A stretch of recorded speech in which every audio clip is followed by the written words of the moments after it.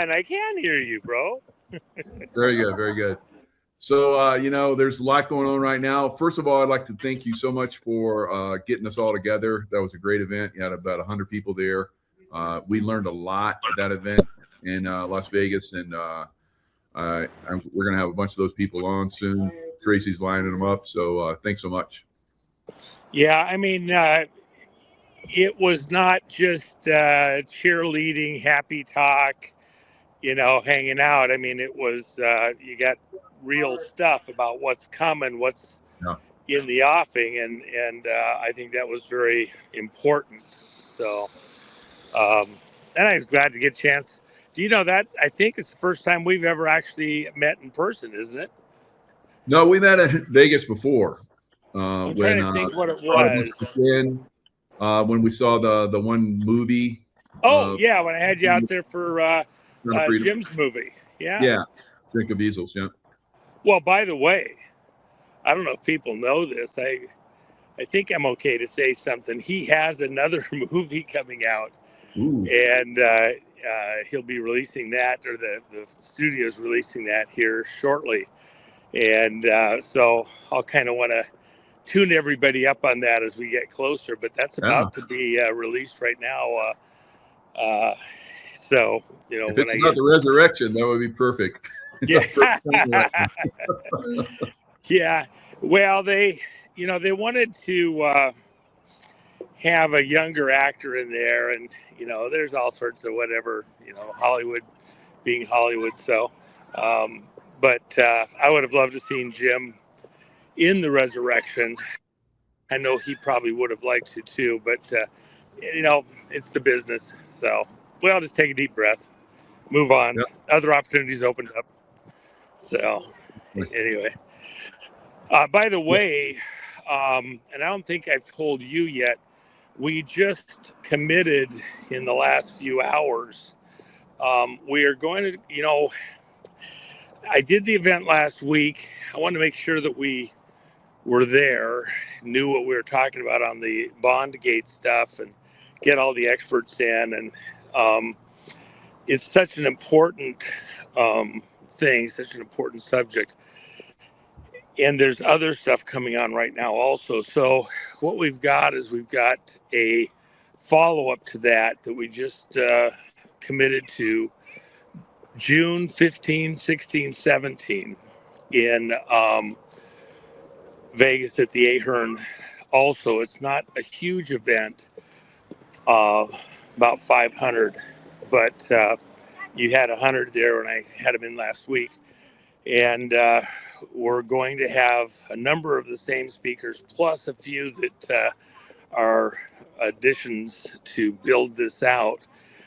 And that event, the 15th, 16th, 17th of June, those tickets will go on sale tomorrow morning sometime. They'll be over at Unauthorized. I'll send you a link. Okay. And put it out a couple of other places, but that event will be epic, and the tickets are $350 a piece. But we're providing meals. There's hors d'oeuvres the first night, which is a Monday night, the 15th. Let everybody get in, get settled, and we're going right into it. First, Tuesday morning, we have a full breakfast, not the cheapo, croissant or something and coffee, but, sausage, eggs, fruit, the quality stuff for breakfast the next morning. And then at 9 o'clock, we start right into the speakers, go all day. We have lunch catered, and not the crap lunch, an actual for real beautiful high quality lunch at the Ahern. They really do a super job on the catering, and so we're going. Yeah, they got great food there. I was impressed. Well, even better than Trump's hotel. Yeah. Well, let me just say this: the problem is, and this from being at the Ahern, they've got some restaurants right there, but outside of about 3 restaurants within just the block. Right. And the one inside the Ahern, it's not easy to get to other restaurants. And so, and then they're expensive. So by having a quality, not a crap breakfast, lunch, dinner, all three of them are buffet style, but quality food. I mean, you saw with what we had for lunch the other day. There was an excellent lunch and a lot of variety in there too, and all that. Everything is great at the Ahern. Yeah, the rooms Yeah. are great. The place where we had the event, fantastic. The security there. I was like, I hope they have really good security here while I'm doing this event. Yeah, so they pulled it out. They did fantastic. And I had a number of agency people from various agencies who were there. So I'll just tell you a funny story. So a couple of them came in with sidearms concealed, and were immediately detained until they provided their credentialing. Nothing got past anybody there at the Ahern. They were very right on the money. The folks did a fantastic job there. Yeah. And we'll have similar for this event. Good to hear. But, the breakfast, lunch, and a nice dinner, because I want people to kind of stay there and enjoy each other's company, actually spend time, because it's a conclave in part. We'll have some astounding speakers there, but it's also about sharing the information. When people take off, got to go somewhere else, just get a bite to eat, and then they don't get back in time, they miss stuff. It's so dense with the stuff we got that I want people to be able to get the full meal deal here. And then we have breakfast and lunch on the third day also. Wow. So that $350 covers a lot. And then we have only 130 rooms. Might be able to get 150 here. We'll know in a few hours in the morning here. Okay. But at $99 a room. So again, a very, very, very reasonable thing for what we're doing. And then, we only get it'll be about 500 people, so it won't be overpacked or something like that. It'll be a great meeting, but those tickets will go on sale in the morning. And I'll send you a link for it for folks that want to be there. When they're gone, because and then there's a little sneaker there. We're fighting hard. This situation with Tina is such a son of a gun, and but even with what happened today in court and some other things that are going on behind the scenes, there's a fair chance we'll have Tina available to us, and she'll be the belle of the ball if we get her there. So, you want to be at the first thing that she gets to be at when she's out, probably, or one of the first. That would be it. She's a very close friend. Jen and I had her at our place in Hawaii for a couple of weeks, before the trials a couple of years back, and I was the first one to get a chance to talk with her after she did her presentation over at Lindell's thing, and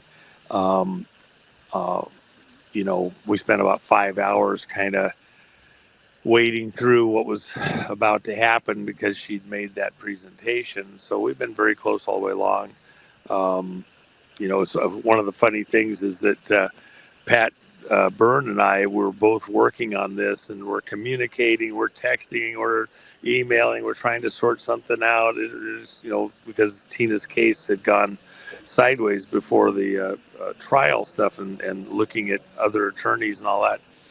And I finally leave where I'm at in Buenos Aires, and he asked me, "Where are you?" And I said, "Well, I just left my hotel in Buenos Aires." He says, "What hotel?" And I tell him. He says, "Well, that's where I'm at. I've been here for like a week. When did you get here?" "About a week ago." We're literally down the hall from each other, trying to wade through the situation on Tina's case and things that need to be done. And we're down the hall from each other, didn't even know it. Communicating like we're on the other sides of the planet from each other. It was very funny. But, we've been in this on Tina's thing for quite a while. And so in the course of everything else that we're doing, I have high hopes, but we'll see what happens. We're not promising that. We've had commitments from several speakers. They won't be on the flyer when it's listed tomorrow. Mm-hmm. We'll add the speakers as we get in writing that they're committed, and that'll happen over the next few days. But those tickets will probably go very quickly. So if anybody wants to be at that, you might want to be Johnny on the spot in the morning and be ready to dive in. It'll be worth it. Excellent. Yeah. Look forward to it. And by the way, just so people know, let me just dive in for a second. Everybody's stressed out on Tina's situation. What's going on right now? The appeals court gave a decision, and they said that they weren't going to force that Tina gets released on the on Trump's pardon. They chose not to agree to that. They agreed that her conviction was valid. So their attitude was that she needs to, suffer, for a crime, which is bullshit. And then that what they did decide was that the sentence that she was given was improper. And the reason is because she has a First Amendment right to speak her mind. When the judge sentenced her, he went out of his way to say that Tina had, no remorse and made all these statements that weren't true and blah, blah, blah. Mm-hmm. Well, she has a right to speak her mind. That's First Amendment. So he told the court, the people, that she was getting a harsher sentence because of the fact that she had said all these things and was unrepentant. And so the appeals court there in Colorado said, you can't do that. That's wrong. And so you've got to re-sentence her correctly, appropriately. And that her sentence was excessive, and the judge had acknowledged that. Now, the judge has already shown, as far as we're concerned, he wouldn't let evidence in concerning certain things that should have stopped the trial from ever even happening in the first place. He just didn't even let evidence in. With that in mind, we think, he was off his rocker to begin with. But within what the appeals court has said, they're only going to consider that her sentencing was wrong. So they're remanding the case back to the judge to re-sentence her correctly without the extra sentence for, saying things that he didn't think she should say. And he's punishing her for saying them. That happened in I went to a J6 trial, and the judge did the same thing of that. And, her not being penitent and everything else, that's where the governor's saying, well, I can't pardon her because she's not, she's not penitent and apologizing for her crime and everything else. So with that in mind, the defense team is going to ask for a new judge, I believe, to handle the sentencing. And this judge is already, because he gave her a sentence that was incorrect in the way it was done, they need a judge that's less biased. But even the trial, they didn't address the bias in the way that the trial was done, where she didn't get to present really a defense. So, but the appeals court didn't agree to that. There's stuff that can go to the state Supreme Court in Colorado and be argued again. And they'll no doubt put some of those motions in also, in order to exhaust every possible remedy, if you will. And you have to do that for you can go in, any federal court or U.S. Supreme Court, things like that. What really should happen here, and is the direction where I've, is that there should be, while she's in this resentencing period, there should be some consideration. She should have been able to get out on bond to begin with while her sentencing and her trial were being appealed, the whole thing. And they didn't do that. They didn't let her be out on bond in any way or like that. Because the likelihood is that somewhere along the way, the whole thing is going to be overturned as it gets into higher courts. But that was part of the deal with the judge involved in the trial. He wanted her punished from day one as a political statement. So in the course of saying that, we think that has to be revisited, that there should be the ability for Tina to get out on bond while they're working through, should she have even gone to trial in the first place. So they're going to readdress that issue. It's possible that she could get released on bond. However, this judge is still the judge on the case. If it gets assigned to a different judge, might have a different attitude, etc. All of that would take time. And in fact, the appeals court says that the judge should do the resentencing within 30 days. Now, he could find reasons to take his time, ask questions, do whatever, and that's one of the grinders in this thing. So, Tina's health is not great at this point. Every day counts. The everything, the cancer, she can't eat a decent meal in there. She's lost a tremendous amount of weight, and she was a light person to begin with. She doesn't have weight to lose. And then the attacks that have occurred on her and things like that, they should have her out on bond. Literally should do it right now. Yeah. And that's what we're asking for. That said, if they don't agree to let her out on bond pending the new sentencing and further appeals that are still there, if they don't agree to put a different judge on it,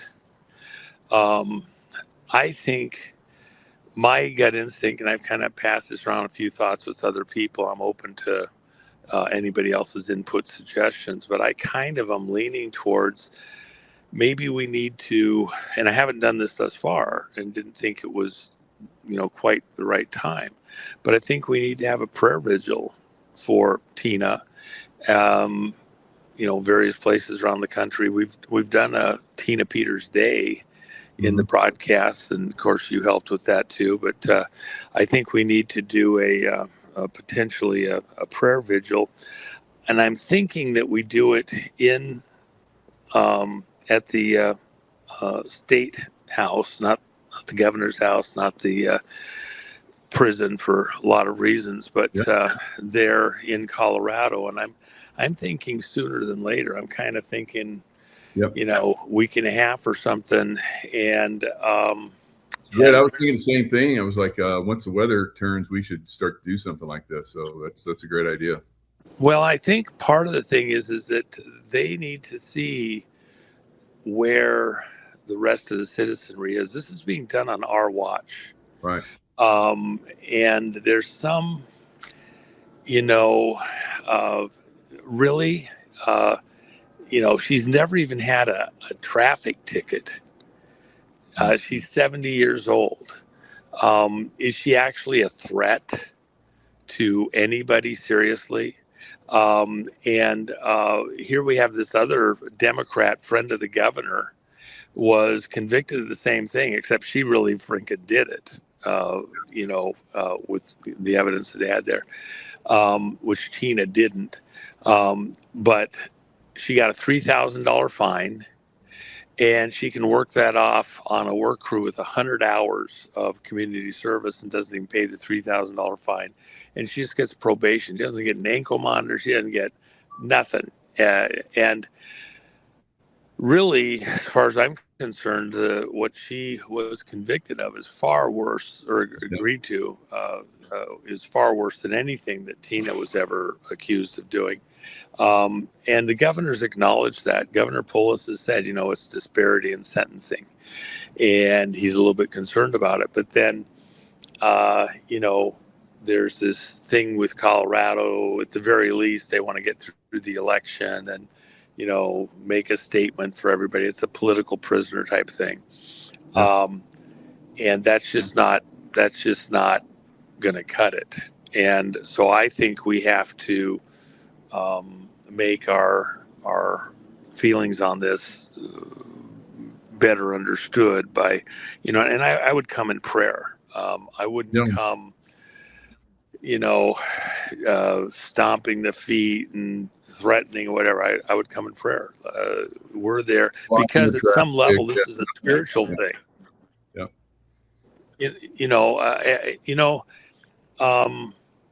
If I was, on the other side,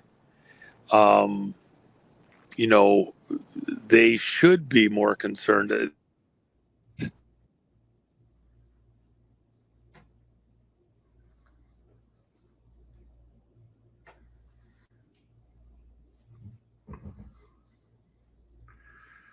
Yep, they should be more concerned on the other side, no doubt about it, especially if we show up in numbers. So if we show up in big numbers, that's going to put a message out there.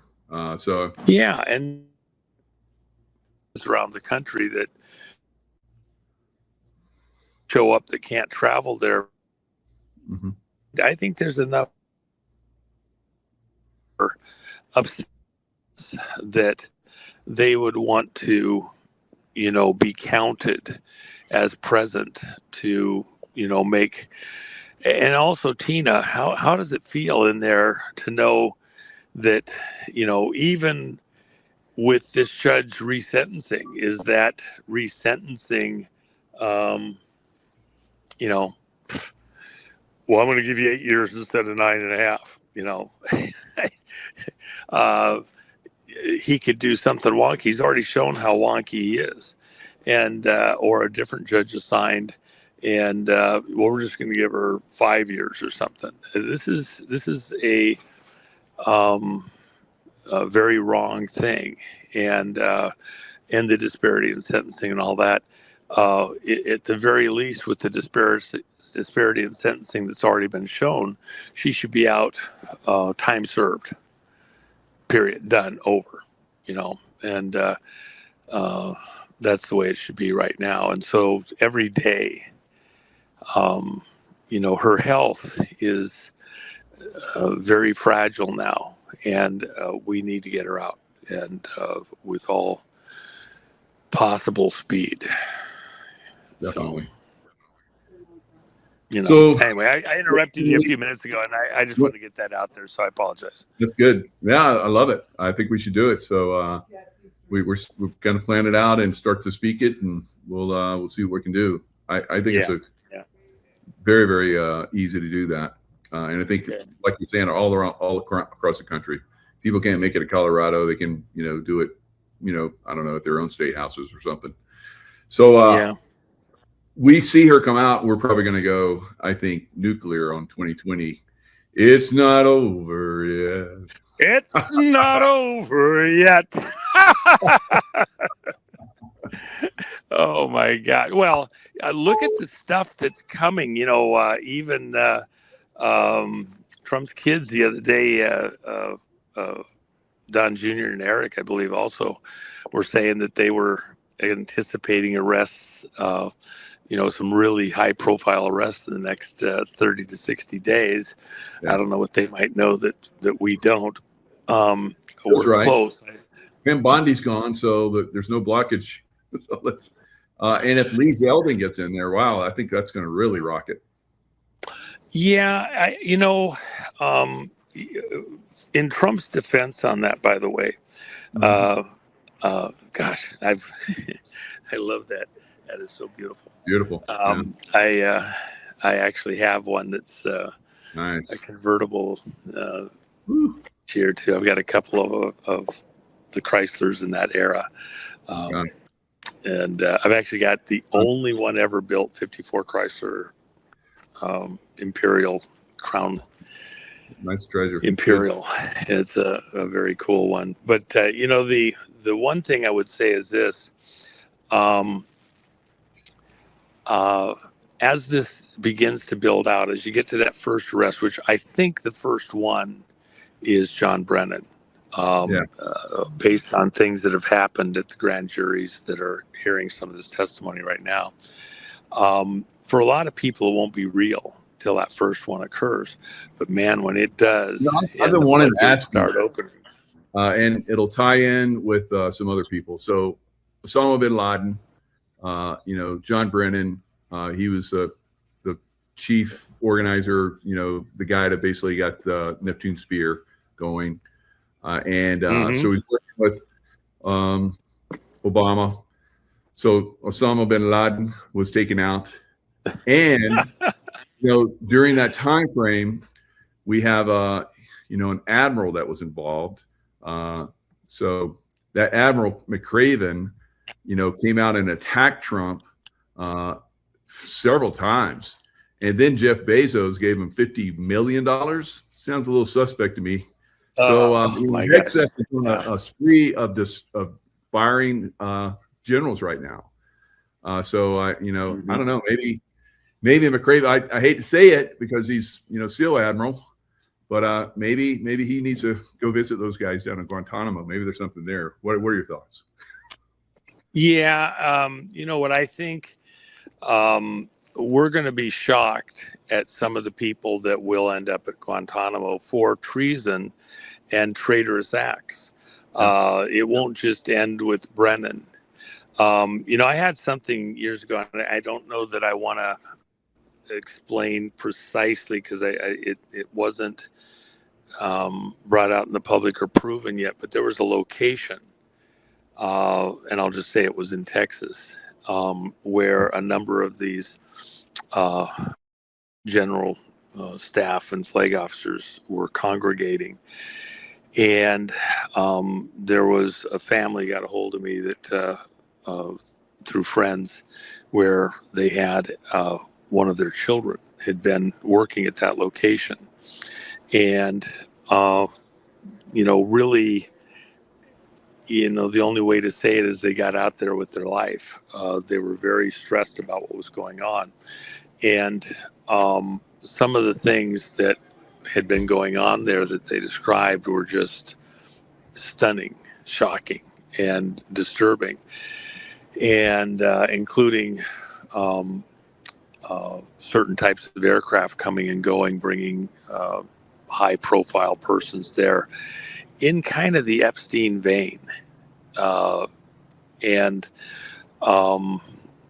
that hasn't been addressed. But this was predominantly very high-level government officials and military, and the stuff that was going on there. And McRaven was one of the specific people that was identified, coming and going at that location. Was very disturbing information. So I'm of the opinion that that's going to get addressed. Very good. I appreciate that. Yeah. So think of the Epstein stuff. How we still don't know everything that was going on there. It's far more involved than we know. I'm sorry, say again. Speaking of Bondi, talking about Epstein. Yeah, yes. Well, and what I was going to say, you started a second ago, and I started to answer something. Here's the deal with Bondi. You have to remember that as Trump came into office, he needed to get the ball rolling, and you had an adversarial Congress. So to get things moving, you had to get somebody in there that you could at least get somebody in there. And so Congress went ahead and approved her over at the AG's office. And there is stuff that got done. The other side of it is, there's a lot that's happened behind the scenes. Well, everybody's had their attention on Bondi and, Blanche behind the scenes and, Cash over at FBI and like that. There's a lot that didn't get done. And yet, behind the scenes, we've been knocking things down, for example, going into Venezuela and Iran and some of the operations there. By the way, the Kaisers had this unique feature with the windshield. They would do this little dimple like that, and I had a four-door Kaiser like this for a while. Fun car, very very unusual. So the thing about Bondi, Cash, some of these other people that were in these offices, it's what got us rolling. But I always said privately, I probably said it to you, that I felt that they were placeholders that would be replaced as we got further into the battle, that they weren't permanent in those positions. And now we're in a much different situation where we can begin to trade people out. And it's in preparation for what's coming with these high profile arrests and prosecutions.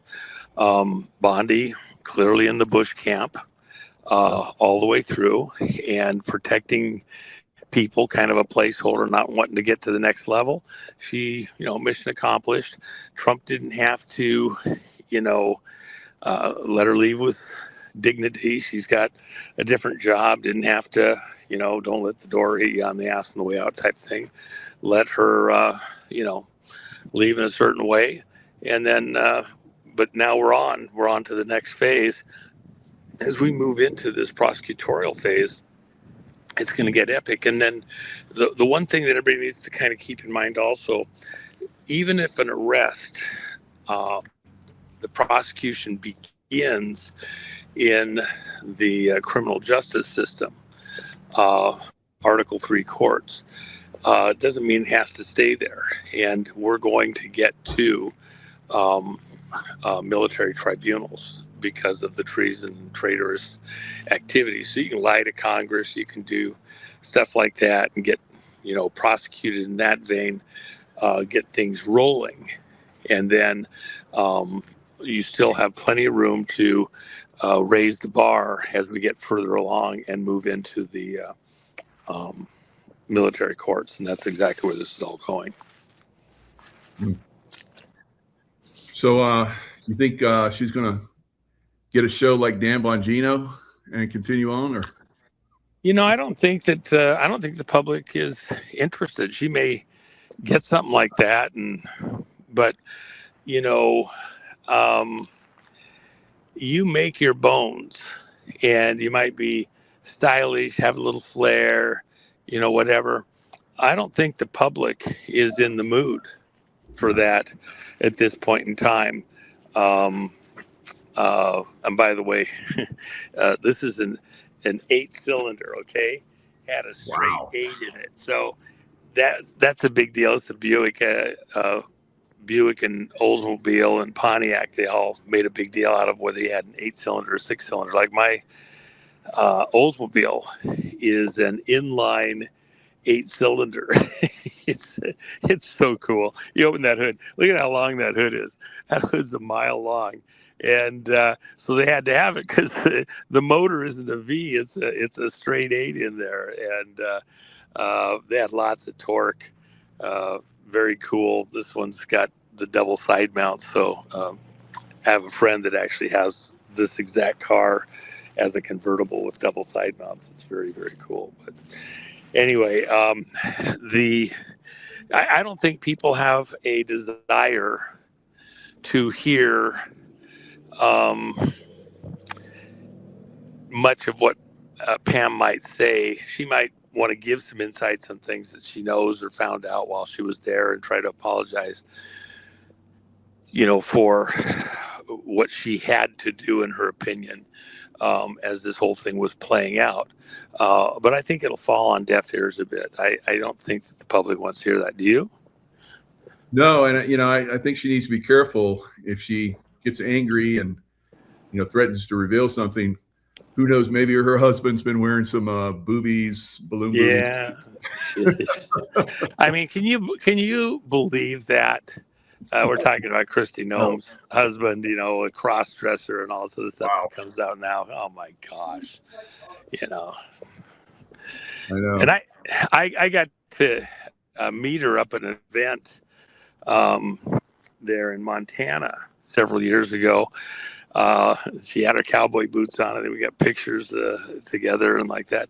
She did, she was doing a great job. Remember, she's the one that Yeah. didn't let them lock it down during the COVID stuff and all that.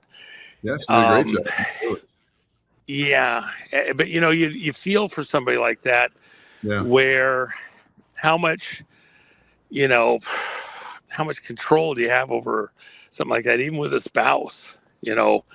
I I kind of feel for her, because I don't think she, in anything she did, really was doing something wrong. But the problem there again is, who's going to blackmail you because they know something, and then you don't do something at a critical moment because they're blackmailing you.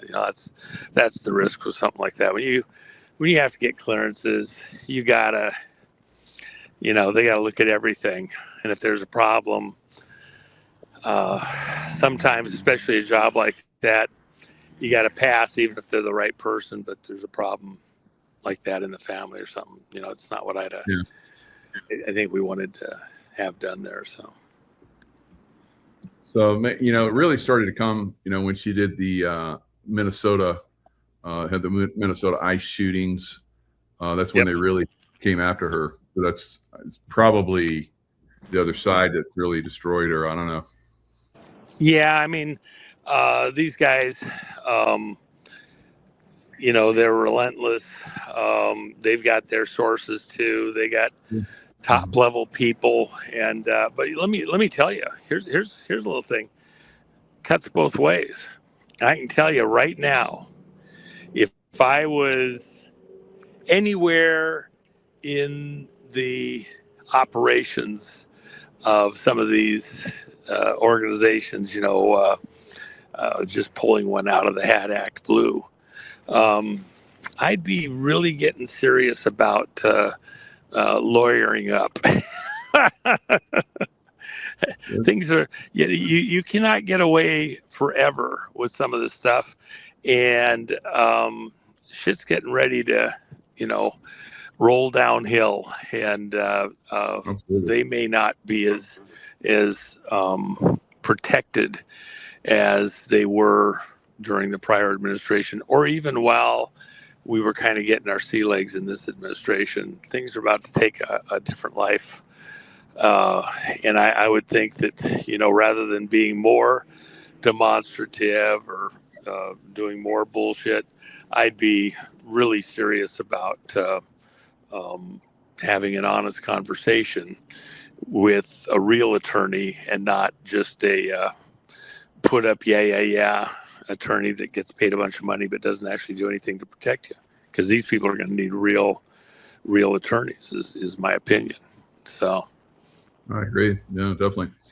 Now, Trump's April 1st speech last night, and he was basically saying that we're going to knock Iran back into the Stone Age. What are your thoughts on his speech? Any coding in that speech at all? Well, here's what happened yesterday after the speech. And it's very disturbing, actually. There's a person who was negotiating with us back channel through Pakistan to try and work a deal. After the speech, this person's home in Iran got bombed. Israeli aircraft bombed it, killed his wife. He survives in the hospital. He's now not available to continue the negotiations. Now, we've had a number of times over the last many years, we had people trying to negotiate a position that was less aggressive in a lot of these talks, nuclear and things like that. And each time something would happen to the people that were doing the negotiations, this is part of a repeating pattern. And so it's very disconcerting, and I don't know how that's going to affect what negotiations are there. And then once that knowledge was kind of out there, oil prices shot up again. Yep. And so, the threat, and now you have to think about it slightly differently. Set aside the Israeli component to who did the bombing. From a globalista standpoint, the way that they want to sidetrack and derail what Trump is doing there is if energy prices go up radically, it causes problems in the U.S. economy. If you remember back in 2008, when the crisis, before it actually hit in the banking crisis, the housing crisis, et cetera, in 2008, energy prices went up radically. And that's what triggered the slowdown in business, travel, airlines.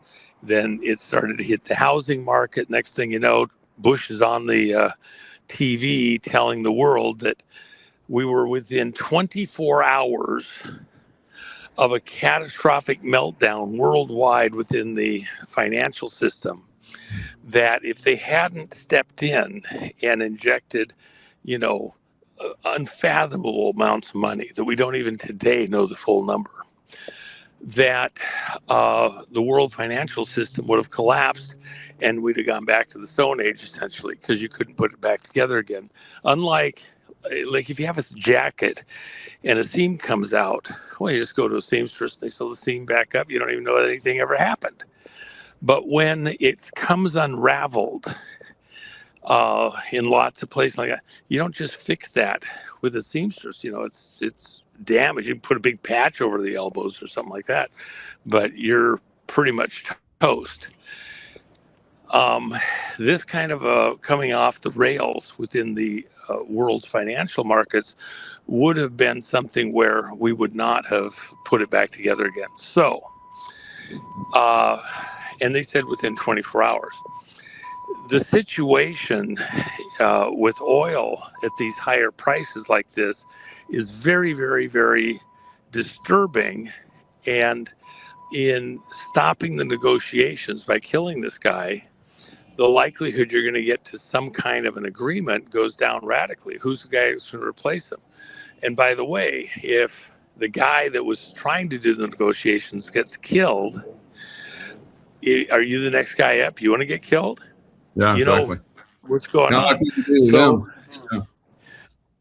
so I mean, how do you operate in order to protect these people? Did anybody see it coming? And I don't even say just because it was an Israeli aircraft that did the bombing, it was very precise. Who really benefited? It's this globalista. It's this crowd, the Davos Club of Rome, Atlantic Council, CFR, 50 organizations who benefit because we can't get to some type of an agreement in Iran. I guarantee you that Trump is going to be very aggressive in that environment, but it's not like it didn't throw a monkey wrench in there. And oil prices shot up, like $15 after he was killed. Most people had no idea why, but it was getting down to reasonable, headed the right direction because of Trump coming up with the speech, what he said. And then this happens, like, oh, shit. And the price is spiking because now you're on, and for the Iranian people, the motivation is that they somehow take action to get control of their leadership to stop this because it's their facilities. We said, well, take out every freaking power distribution point in the country, every last one of them. Bombing back the Stone Ages, yeah. How cooperative you can be? How cooperative you going to be then? So, that's the threat for them. That it won't be minor. And the other thing is this: you think Trump is kidding? You think Trump is going to just shine it on if this war doesn't get done? He has a lot in play in this, because what he's doing is eliminating locations around the globe where the deep state, who this is really a fight with, where they would try to take the attention of the American people with drama in North and South Korea, drama in Asia, the Asian financial markets, drama in South America, and Hezbollah and ISIS, and the IRGC doing stuff in South America, the Cubans doing something, something in the Mideast, something in Africa, and the world's attention is drawn away from arrests, is drawn away from revelations about the vote fraud and things like that, even people going to Gitmo, that's serious. So he's eliminating the opportunity to play ping pong with our attention and take it away from domestic crisis, which is, the frauded elections and people in office who are not there legitimately. And then the fraudulent attacks into the economy, like you heard with the Bondgate stuff and like that there at the conference last week. So Trump is eliminating all that so that the news and the people involved there can't pull us off point as we move into this next phase, very domestic, going after the 2020 election fraud and frauds in 2022 and 2024 in the election cycle also. So once those things are under control, and Iran is one of the critical ones, then we proceed. Now, does it delay things? I think this did. I think even though he was talking being done with the things in 2-3 weeks, and we got new AG coming somewhere in here, we have a temporary one now. I personally don't think we act, you might get an arrest here or there to throw some red meat on the plate, but I don't personally think we get to the stuff we're really concerned about until right after July 4th of this year and the 250th anniversary. He's called the country to prayer, to come to the National Mall May 17th, and which is a Sunday, by the way. Have the country in the spirit on the Lord's day. That's a quote from Revelations. John was in the spirit on the Lord's day when he had the entire revelation. The revelator, John the Revelator. And we have then 49 days, including the 4th of July. So we have the 17th through the 4th of July, 49 days. And it's not about just having like a big national prayer day or something like that. It's a season of prayer to rededicate America to God's purposes. President Trump has said from the day he was of the inauguration and in his speech there that he believed he was saved through Butler and other things for a purpose, and therefore he wants to fulfill that, and he was saved by God himself. Okay, so he wants us all to rededicate ourselves as a people, a nation, and show up and be part of that. Like couples sometimes re-say their vows, rededicate themselves to the marriage. And then the additional thing that is not widely understood, okay, that's 49 days. By the way, President Trump had his number that things are kind of around him seem to revolve around is 7.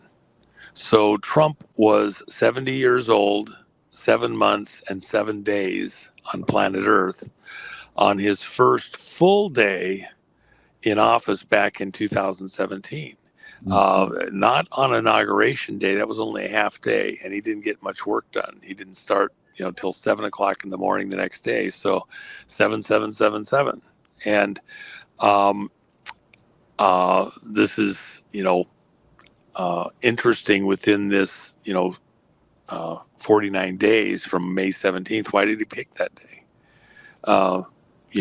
Well, it's 49 days till the 4th of July. And from a, biblical perspective, 6 days God labored to create the world, and on the seventh day he rested. And seven's considered a number of completion, perfect day, things like that. And then the new day starts on the next day, which is, Monday, the 8th day or whatever, if you want to do it. 8's the number of new beginnings. And so, and we don't run our lives by the numbers, but there's, the numbers do have meaning even in a scriptural standpoint. 40 days and 40 nights, 40 days Christ fasted out in the wilderness. 40 is a repeating number that, has symbolic meaning through the scriptures, and 7 does too. So 7 weeks brings you up to 4th of July full days, that 49th day. But the interesting thing then is the other number that's right after that is 50. Well, in the biblical context, you would take 6 years, you would plant crops, you'd do all this stuff. The 7th year, you let the land rest. You didn't plant crops. So you had to save up food and supplies and like that to get you through that next year. And then you'd start out again. You do another week of years, 6 years of planting and sowing and reaping and all that stuff. In the 7th year, you rested, just like in, your work week. But in the 7th year of weeks, that was called a Jubilee year. And so you would take the 49th year off, let the crops rest, and then you duplicate that in a 50th year. So when you stored up supplies and got ready for 2 years of rest, that included putting up grain, food, other things, so you could survive 2 years without planting a crop. And then you still had to have seed that was good, so you had to store it up to plant the crop when you came back to that new Jubilee year, beginning of everything over again. And the other thing is, if you sold property that was in the family, then in the 50th year, all of that land was returned to the original property owner family. So that if, like, you were in a family or a kid growing up, your dad sold the property, and you were a pauper all your life, he spent the money poorly, whatever, somewhere during your lifetime, you had the likelihood that you would live long enough to see a Jubilee year, and then your family would get back that property. What it did was, it also put a cap on property values, because if you sold a property with 45 years till the next Jubilee, you get a big number. But if you sold it and it's only 2, 3, 5 years till the next Jubilee, you got a much lower number, because it was really just kind of a leasehold. But the property stayed in the family technically till the next Jubilee, and you could transact it whoever's alive then. So this Jubilee thing is a big deal. In fact, the Balfour Declaration was signed in 1917 between Lord Rothschild and Lord Balfour in England, to allow the Palestinian district to have the Zionists buying up land with the intent to create a new nation. 30 years later, in 47, the people declared themselves a new nation. Then you had the 6-Day War in 67, and Jerusalem was captured by the Israelis and taken over. And so the belief is that, in the 50th year, the Jubilee year, Jerusalem was returned to the Israeli people, or the Jewish people, within that millennial, perspective. With that in mind, there's a lot of people, discussing, and I think it's accurate, that Trump is seeing the day after the 4th of July, the 250th anniversary for the country, the 5th Jubilee year for America since the Constitution, 1776, that we're going to get back a lot of things that were stolen from us and see a cessation of things like the income tax. The property tax has to be addressed, as you saw from the conference last week, and drastic measures need to be taken to end the property tax, and then figure out how to cover these bond issues. And some ideas were proposed that's not going away. So this Jubilee year for America in the year ahead is where things that were stolen from us get returned to us, and including, for the young people, imagine you got your land back from the family and now it's your turn. And you have, even in the years coming up, I know that, if I can just make it another 2, 3, 5 years, that I'm going to have that land and I'm going to plow it and do this and that. And I'm getting a cow ready and, oxen and stuff like that, and getting all my tools in place. And I'm going to make hay. Okay. One of the things that just happened is, of course, the space launch, which I went out and watched yesterday. And yeah, that was a great picture. Thanks. Yeah, he sent you the picture. Yeah, that was pretty cool. But think about this. You and I grew up in an era where the whole space thing, I'm a little bit longer in the tooth than you are. You're still a kid. But I'm just a bigger kid. But, and I could probably still take you too, by the way, just so you know. But anyway, it'd be a fun arm wrestling. Anyway, I cheat, by the way, too. Yeah, I've heard you know things. But Maybe. I wouldn't know.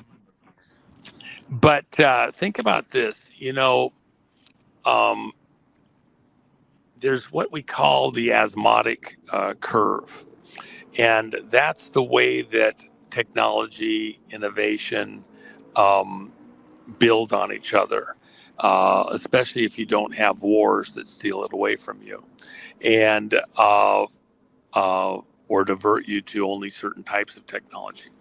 And so we were in the osmotic curve going to the moon and beyond, Mars, and, who would have thought 2001 A Space Odyssey, and we get to 2001 and it's like, we're still going in circles in little lifeboats right close to the nap of the earth, and going nowhere.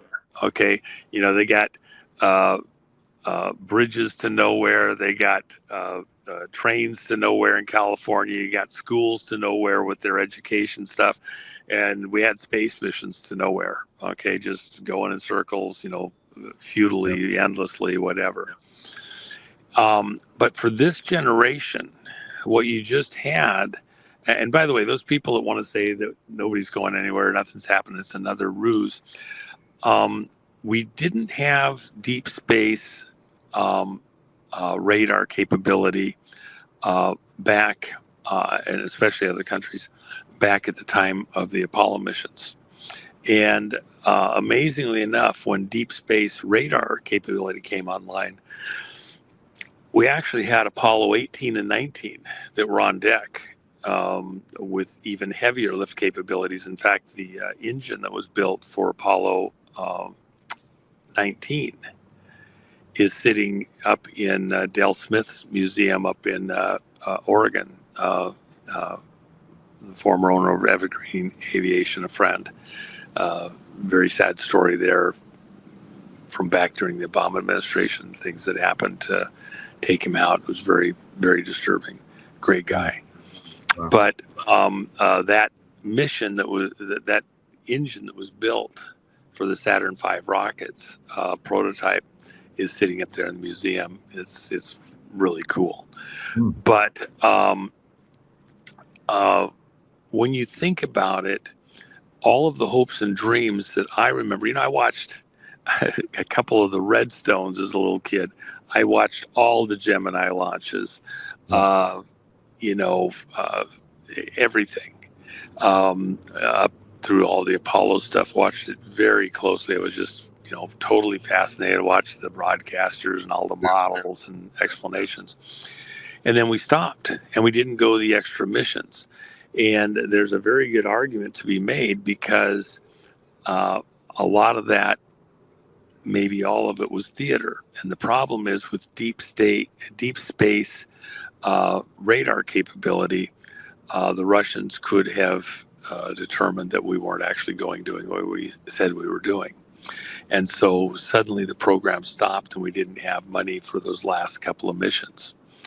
And today we have that capability. A lot of countries around the world, a lot of relatively modest operations have that capability. And so you can literally, everybody can see that what's going up there and where it's going is actually happening. It's not just theater. You might say, "Oh, the crew's not on there. It's a green screen, whatever." Yeah, not that's not what's going on here this time around. I agree. So Trump started this program, and he wanted to put men back on the moon in his first administration. So here we are. It's amazing. It's going to take our technology to another level and make America even greater than we already are. So I love it. Well, and part of it, I think you have to dial it in this way, Michael.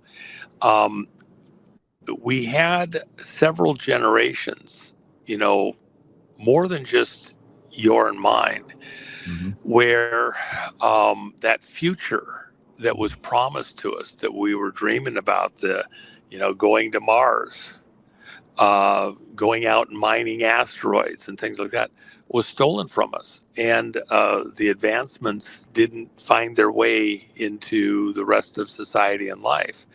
And the technology, we have a lot of technology, but in the osmotic curve, when you look at it, no, we've been very, very flat in our development in reality.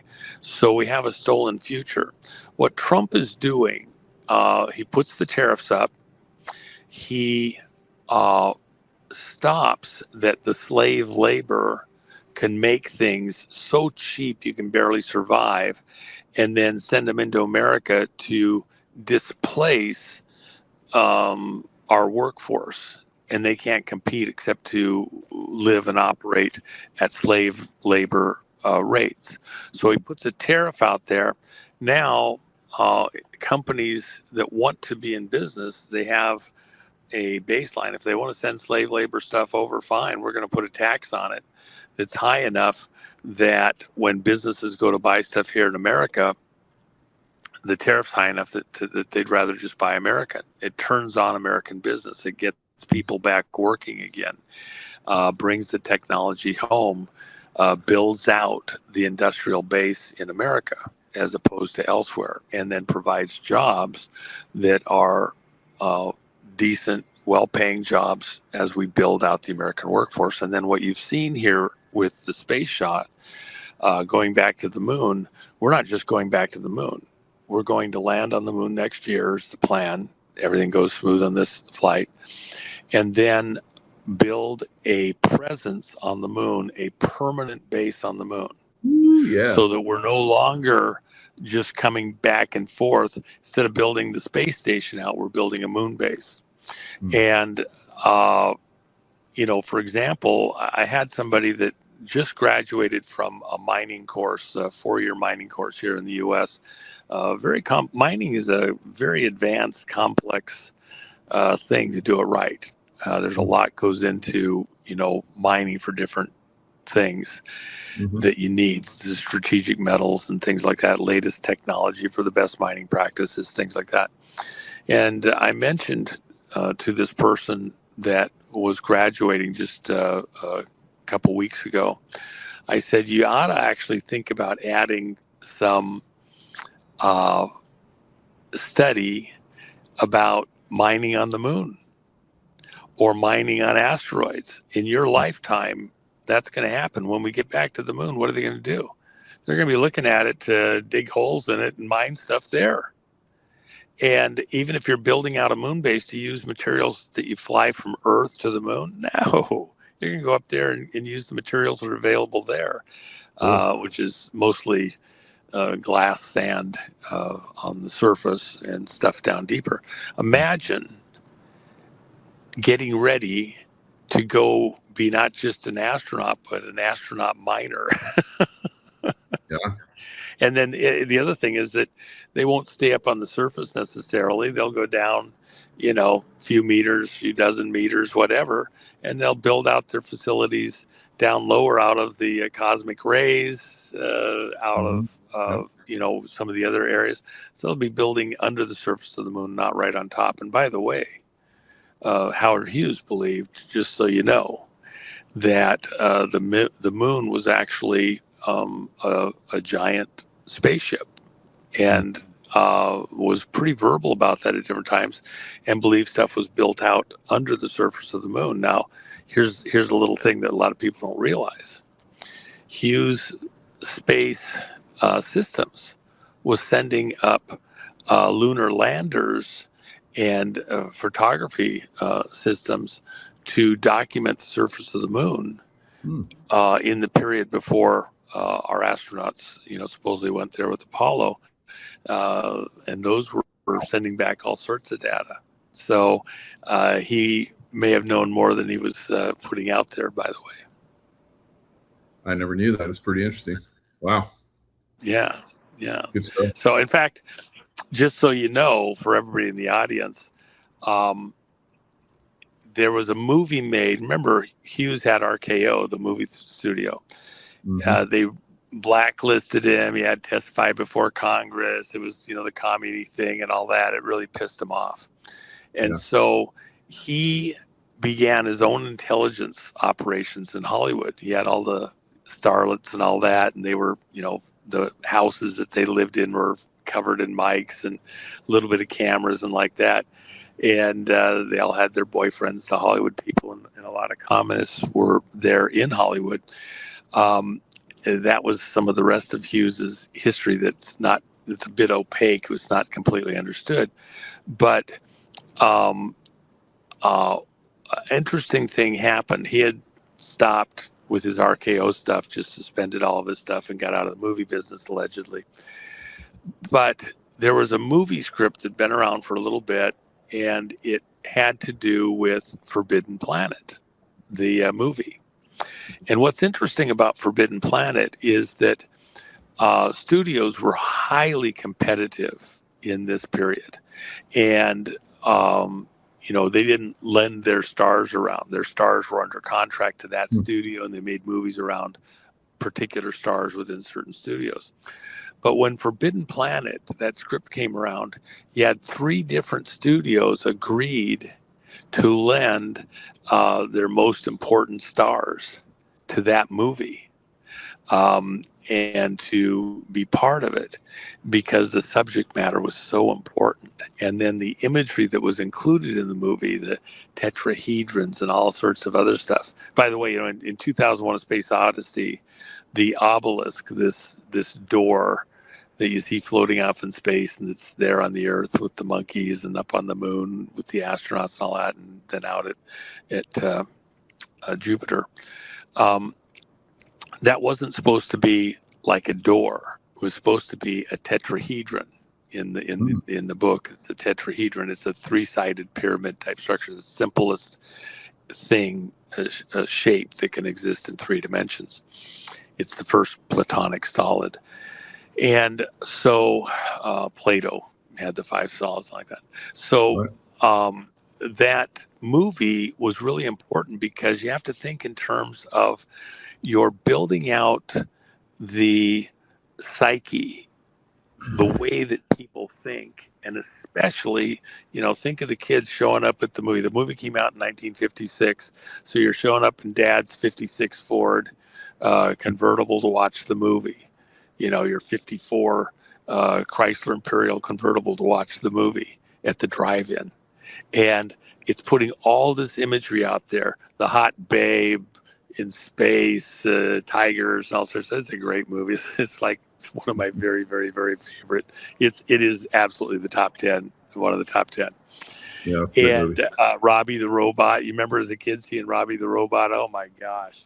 Get your imaginations going. Not about the girl, the robot technology. Anyway, so those studios agreed to work together to make that movie, lend their stars to make the movie, and because the imagery and the imprint on the psyche of that generation was so critical. And then the reality is it isn't a planet far, far away. It's right next door. It's the moon. So that ain't no, planet. That's a spaceship. And that quote actually, I believe, comes from Howard Hughes. That's the first time I heard it, long before he ever had any of the other movies. Very interesting. So, I know you've talked about the near-death experience for the United States. Is there something that could, now that we're seeing all this, alien stuff that's coming out now, everybody's talking about it. You think they're going to do the Project Bluebeam on us to try and, stop our progression?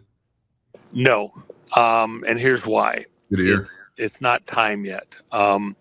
Within that crowd that wants to do that, this globalista crowd, they know that it's premature.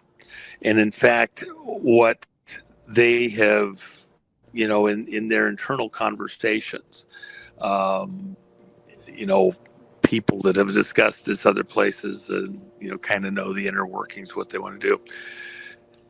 They, and you even see it in the movies. Remember, the movies are intended to program you, to prepare you mentally to accept a certain narrative, and you think you're hearing it the first time, it's new, and yet it's kind of already been there within the movie thing. Even if you didn't see the movie, it's in the rest of the conversations. So, for example, Thor in The Day the Earth Stood Still. What's the premise of the movie? That, and they, of course, did the remake too, by the way, from the 50s movie to the one in the 80s. What's the premise? The premise is that because we're about to destroy ourselves with nuclear weapons, and we're a threat to the rest of the, planetary whatevers, that we have to be taken out. We have to be destroyed because we're going to destroy the neighborhood. Okay. And we're destructive people. And, if we're not put in check, then we'd continue to develop and go out and threaten the rest of the global neighborhood. And so there's this attitude that they have to stop us. And there are heavenly cousins. Okay, they're not us, but they're kind of related genetically. They're humanoid, but not human, directly descendants of Adam, if you will. And so they need that premise. They need that precipitating thing, which is we fire off a few nukes at each other. And now we're, a threat to extinguish civilization and other things, in which case they have to just stop us. We haven't quite reached that point yet. I think they need that nuclear exchange of some type to be able to then, have the basis for amping this up. And, that's, and they've telegraphed that through a lot of the stuff that they've done. So I think that's where they want to go. And in these secret handshake groups, for example, Albert Pike, who wrote Morals and Dogma, and says that it would take 3 world wars to implement their new world order. So the first 2 wars have happened. I would contend that the Third World War already happened and we won. Russia's gone. Then you're back to this is the 4th one coming up. But in their math, they still need a Third World War. So let's go with their numbers. The Third World War, according to Albert Pike, is a fight between the three brothers within the Abrahamic religion. So Abraham of the Bible, family of Adam. He has, his 12 sons, and those are the 12 tribes of Israel. They go into slavery in Egypt, come out, go into the promised land, build out their own nation, blah, blah, blah. And they're the Jews, the Christians, and then, by the way, Abraham had a child by his handmaid, Hagar, and that's considered the father of the Muslim tribes. So Judaism, Christianity, and the Muslim faith are all technically brothers, half brothers, back to Abraham somehow. And so what Albert Pike proposed, and you have to remember, he wrote the book Morals and Dogma. It's kind of the Masonic Bible, if you will. And Masonry is really the core of Washington, D.C. Every building, every structure, the obelisk, the Washington Monument, everything. It's all Masonic codes and signs and secret handshakes and underground rooms and all sorts of things. So Albert Pike wrote his book in green ink. And he says the reason he wrote it in green ink is because it was to honor the spirit that taught him everything, and then he wrote it down in the book, this Bible for Masons. And why green ink? Why the green spirit? Well, for he hid amongst the green leaves of the trees in the garden. The devil, Satan, Lucifer, the green man, goes by 1,000 names, chameleon-like, while he was waiting to beguile Eve.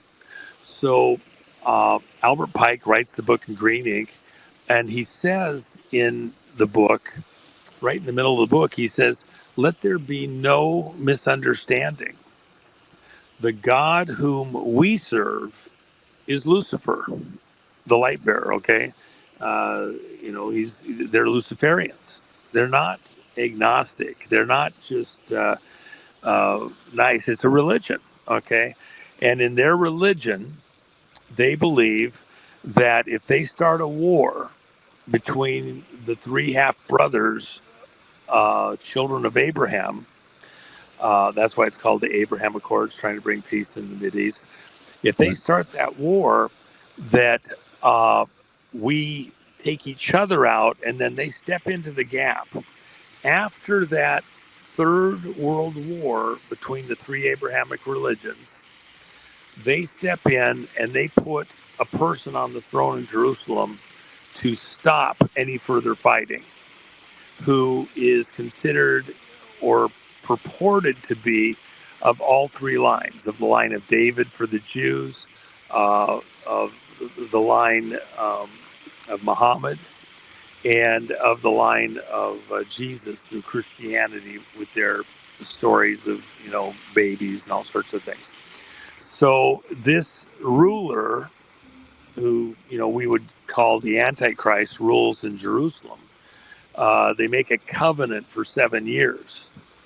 And that, after this great war, because if you look in Revelation, John the Revelator, it kind of starts with a big war, a lot of death and all that.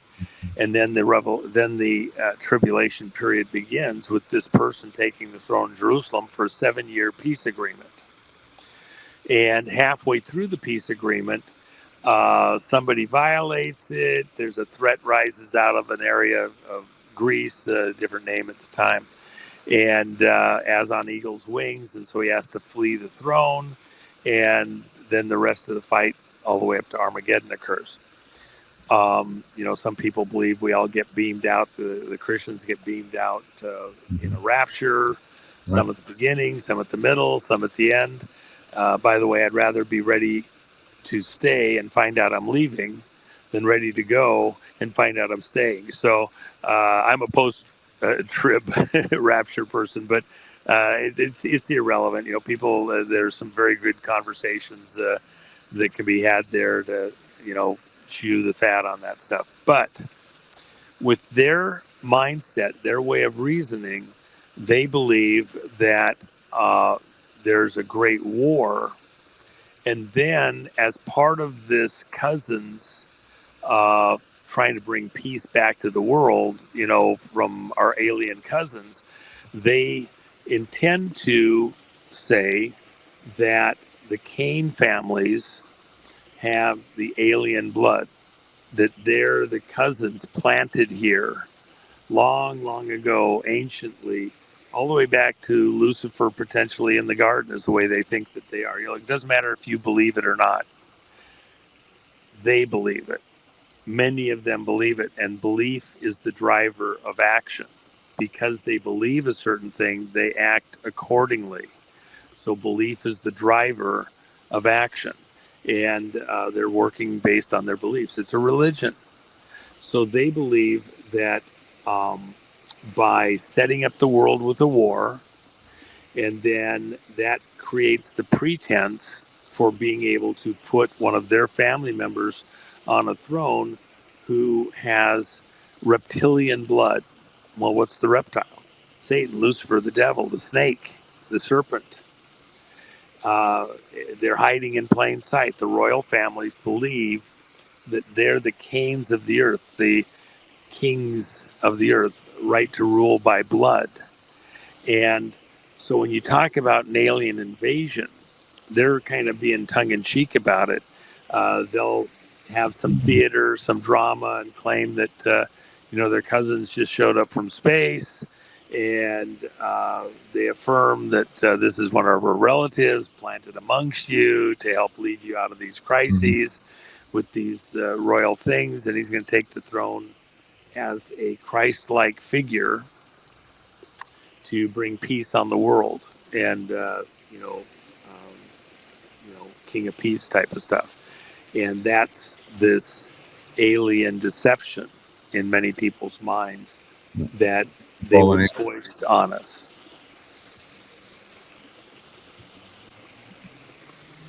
Does that make sense? You kind of tracking with where I'm going on that?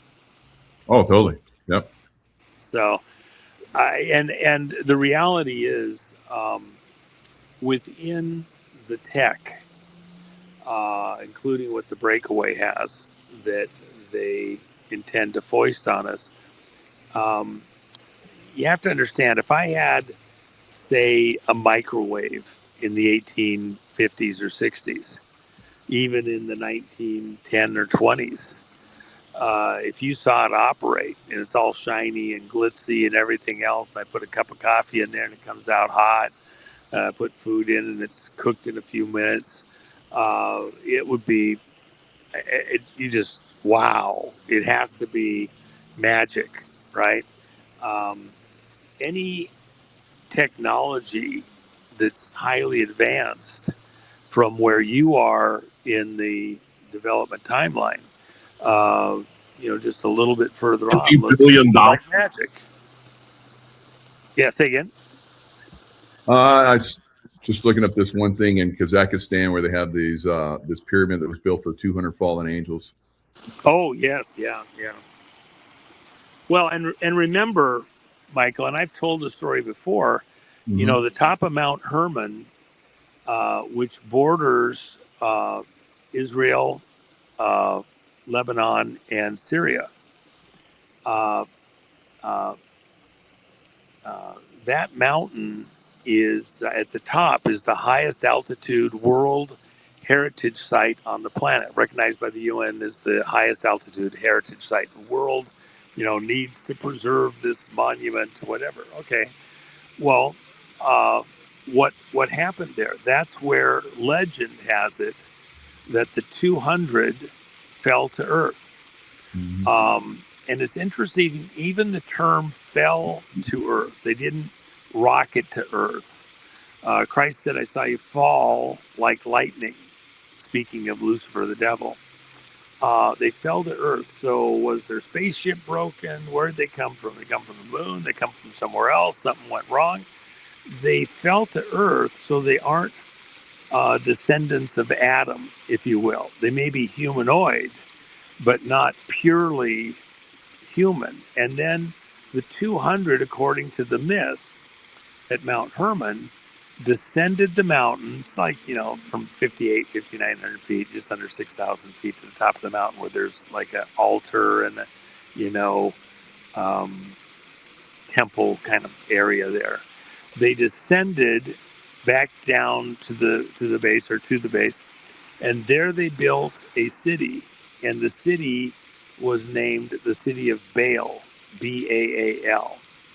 And in the legend, um, these 200 required that for protection, for help with their crops, for safety and prosperity and everything else, they required that the humans in the area bring sacrifices, child sacrifices to them. Um, and so the city of Baal was a place where child sacrifice was practiced. And then at some point, these 200 were all male, and they preferred the company of each other. Might have been gay or bi or whatever, but they realized they were going to die and wouldn't have any offspring. So they made a covenant amongst themselves that they would uh, uh, take on wives of the earth women and procreate. And by some of the accounts, even other animals, somehow with their genetics. And then they were able to pick up whomever they wanted of the Earth girls, because who could resist them, whatever. And then the children from those relationships were people of stature. Something in the genetics made the children taller, smarter, bigger, more muscular, whatever. And so they were men of stature, their offspring, and, lived in that area. At some point in time, the people of the region revolted against these people and destroyed the city of Baal. And they only left one archway intact, which was an entrance. And archways are considered to be like a portal in the occult. On one side is the physical world, on the other side is the spiritual world. Well, if you had people that fell from heaven, fell to the earth, that were hyper geniuses or whatever, were they gods? They could almost appear godlike, but if they had technology with them, it might have appeared to be the technology of gods, but they were really just very advanced humanoids, not human. And so there was only one portal that was left, one archway.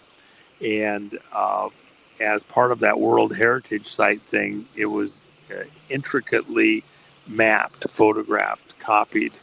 And then ISIS, at a certain point with the Syria stuff and like that, blew it up. Well, the copies have been paraded around the world as art pieces. And Hillary, in 2016, coming up on the presidential race, wanted to speak in one of the archways that was over in France. They wanted to bring it over to the U.S. and let her speak there in New York in this archway just prior to the election. And I and many other people screamed bloody murder. Why would you want to speak from this archway that is a memorial to the city where child sacrifice was practiced? How does that make sense? Is that who we are as a people? And eventually that was shot down, and she didn't get to do that. But that's that crowd. And by the way, Hillary is a certified car-carrying witch. So, and I know a lot of the people in the audience, I've said this before, sometimes you got to hear it a few times to kind of register. And so in the context of is there aliens? Are they on their way? I would contest you're looking the wrong place. These people that are pushing that agenda are getting ready to do some type of a magic act, an optical delusion, to convince you of something that's not actually what's going on, and that with sleight of hand, that our cousins have come to save us. Project Bluebeam projecting supposed spacecraft like they did in Arizona in the big flyby that were literally just holographic projections, and that they look so real, but it wasn't true. It was intended to see how effective the technology was to simulate, we're being invaded. We give our, whatever over to our space alien cousins who are here to protect us. La la la. It's all a lie. It's bullshit.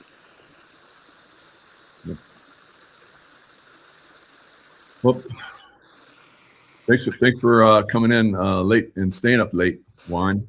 And that was a great car show and a boat show. Wow, you always do something great like that. Appreciate it.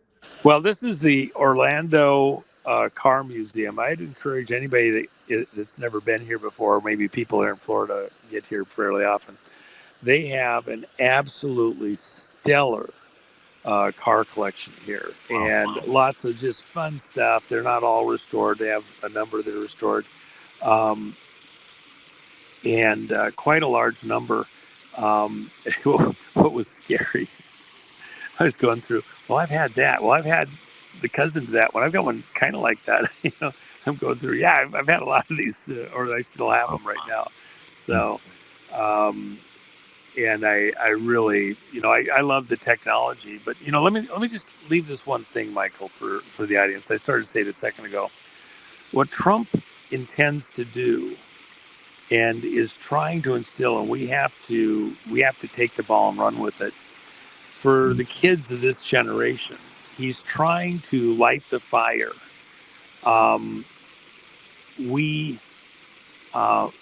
We're here to pick up where we left off. Our dreams, the things that we thought were going to happen, moon landings leading to Mars landings and space habitations and everything else, got hijacked. And he wants to reinvigorate the dream, just like the kid with the mining. Hey, consider space mining on the moon or asteroids, something like that. There's a lot of details go into that that are really cool. And what materials you get, what would you do with them? How would you build with them? Is there stuff there you want to send back to the Earth and use it here instead of mining here? It's about expanding our horizons and stretching the minds of the youth to think again, and then the parents and grandparents to, encourage that a bit so that this next generation isn't lost. They have something to look forward to, the young kids. Even the movies, I'm telling you, Forbidden Planet. You get in there and you think about all that stuff and the wild things, and then you realize maybe some of the things portrayed there and the way of thinking, it might not be exactly what's going on, but it gets you the mental juices flowing. I have a huge sci-fi collection that I really enjoy. Books and magazines, and the pictures and the art are some of the funnest thing. And I want to see that for the kids and within this audience. I want them to think again. My space station, the workers at the end of the week will be in their suit because it has to be available for any kind of an accident like that. And they'll just walk off the side of the station. It's a 9-minute ride home. And how hard is it going to be able to find people who want to work there when the end of your work week, you step off the station, go to Mach 2, coming down through the atmosphere. And as you get closer and closer, you have a drag chute that's out at about 50,000 feet, a very tiny chute to keep you oriented right as you start getting into the denser atmosphere. You got another one that comes out that's a drag chute at about 15,000 feet, and then your main chute's open at about 5,000. And you get this beautiful, long, cool ride home in your suit that you're wearing at the station, doing your work. Can you imagine that's the end of your work week? And paragliding in for your final. The guys that don't want to do it, they'll get in a glider tug and they'll just fly home. They might not care, but I wouldn't miss one opportunity to do the fun one. And every time, man, every time. How many guys do you know would love to do that for their work week? I'll work all week. You don't got to pay me nothing, and I get to do that one quick ride home, man. It'd be worth every second. We out back of our compound, we had in the SEAL teams on the West Coast, we had a Apollo capsule that the guys practiced on, getting those guys out. So getting guys out of the capsule when it landed. Yeah. It was pretty cool. Good piece of history for a long time. Oh, yeah, absolutely. Just very fun. And who knows what kids, even this audience, would dream up that nobody else has even thought of, that would go places, do things that even in the wildest imaginations already that have happened. Nobody thought of that one. Nobody thought of that one. Even where people thought of it for sci-fi stuff, could they actually technically build it? But some kid figures out, well, actually, I could do this or that. It's that's what we want to get back. That if Trump is able to leave this generation and the generation immediately to follow a legacy of imagination that builds all these things, builds it out. That would be an amazing accomplishment. That's exactly what he wants to do. We're creating an environment where dreams can come alive again. And this space launch leading to a landing, leading to building out a manned presence there on the moon is one of the greatest parts in this whole thing, picking up where we left off, the Kennedy-esque vision revitalized again for this generation.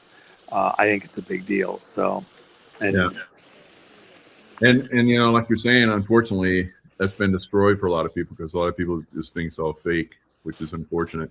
Yes, we'll find out. It's good. Yep. It's still it's real. This time around, it's very real. Yeah. Yep.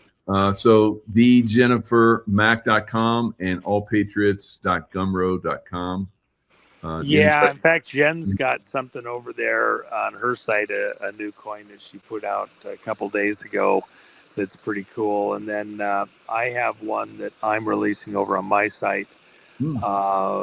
Pre-sale should be out maybe later tonight or by sometime tomorrow. Okay. And that we have a great deal on. I have some of the called coins, which are cool, coming up on this May 17th to July 4th thing, in some packages that while silver's under 100, I have a super deal 6+1 there on that. And we have some other announcements that are coming very shortly that'll be really, really cool for some people who have been expecting something for a while. So, over the next many weeks, some really cool stuff is about to happen. But Jen's stuff over there is fantastic. And by the way, I really appreciate and enjoy.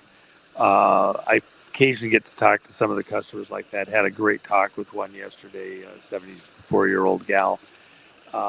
Your audience, and she's out of your audience, you got some of the greatest people listening to your show. And she was sharp as her tack. Her husband coming into some Alzheimer's, but was a Air Force officer, detective most of his life. Fantastic people. I just, you don't even know all the amazing people that we have in our audiences. Sometimes you kind of wish and hope for them. And then when you get a chance to talk to them, wow, Incredible. just a super person, and you know, you and I are well served by these fantastic audiences. So Really are. And Tracy wanted to ask if you would say a prayer at the end. oh, absolutely, you know, especially thinking about Tina here. Yeah. Father God, we are so thankful that we're still here.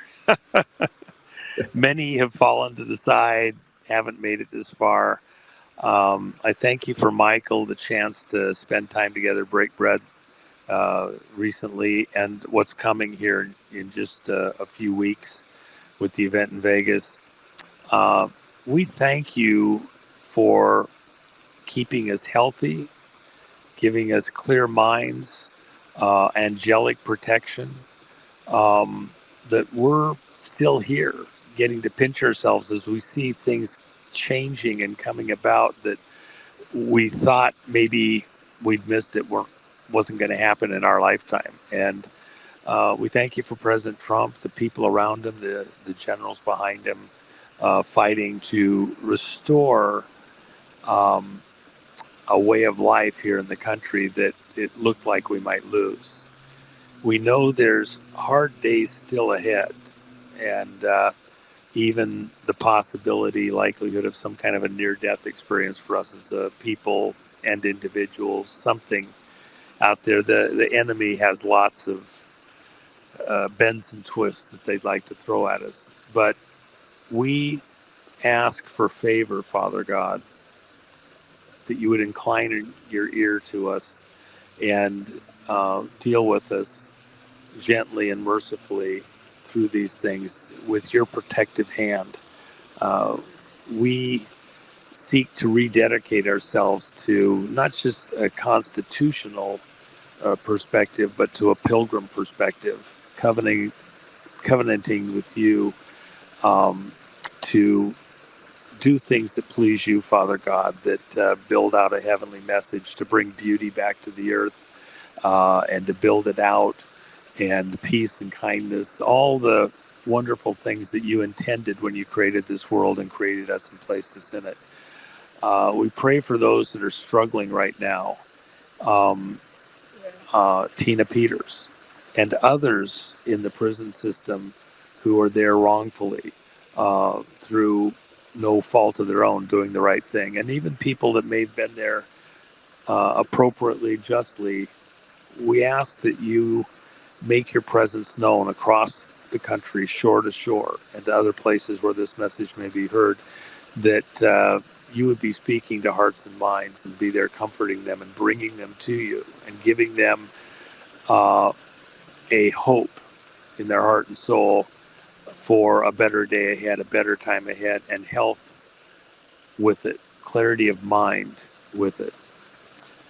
We pray for the youth represented in this audience, that they would be given a dream, a vision, an uplift in their spirit to see a future for themselves that's beautiful and bright, and that would be translated into the hearts and minds of the people in this audience from their children and grandchildren, that you would unite us as a nation, unite us as a people, to do good according to your will, and then not just for our own pleasure and enjoyment, but as ambassadors to the world, to do that which helps the world to likewise enjoy and flourish and find health and a beautiful future according to your will, Father God. We know you created us in love, and you intend beautiful things for us, good and not evil. We pray you make us the head and not the tail. Allow us to work appropriately within our communities, by whatever name they go by, and with a clear mind.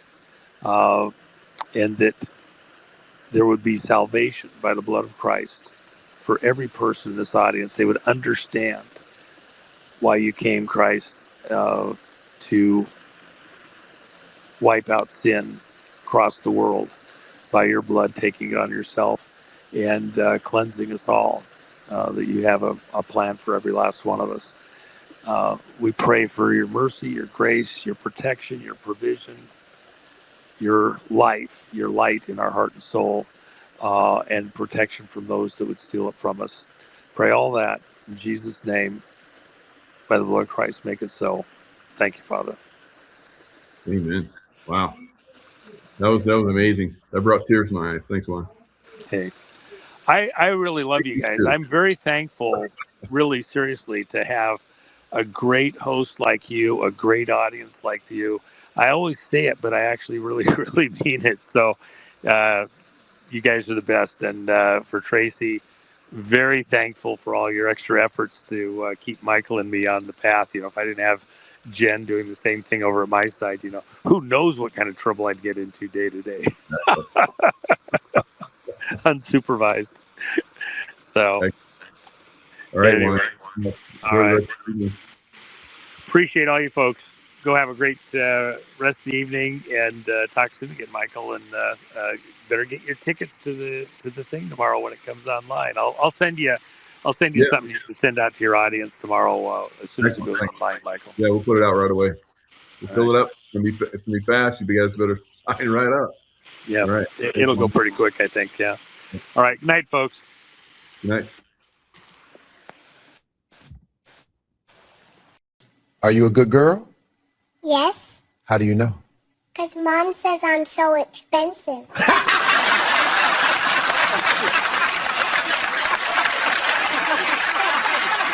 Who kisses you the most, Mom or Dad? My grandma?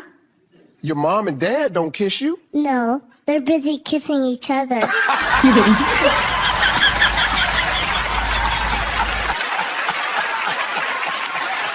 Who loves you the most? My grandma. Your mom and dad don't love you? They love each other more.